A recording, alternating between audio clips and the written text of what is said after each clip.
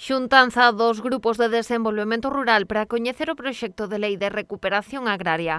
Representantes dos 5 GDRs da provincia de Pontevedra participaron na convocatoria organizada polo grupo Salnés Ullaumia en colaboración coa directora xeral de Agader. Inés Santea aproveitou o encontro telemático para trasladar aos GDRs o contido da norma que se atopa actualmente en trámite parlamentario, abordando ademais como pode afectar os diferentes territorios que abrangue cada grupo, atendendo ás súas peculiaridades. O obxectivo final da lei é recuperar a terra abandonada para novos usos, evitando así o despoboamento do rural, unha meta que coincide coa liña de traballo dos GDR, apoiados por fondos europeos a través do programa LEADER.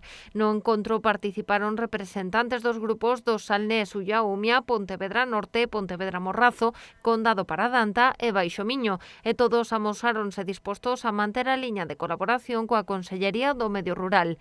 A de hoxe foi a segunda parada na axenda de reunións cos GDRs de toda Galicia que está a manter Inés Santé. Onte o encontro foi cos de Lugo e Ourense e mañá está previsto celebrar a xuntanza cos da Coruña.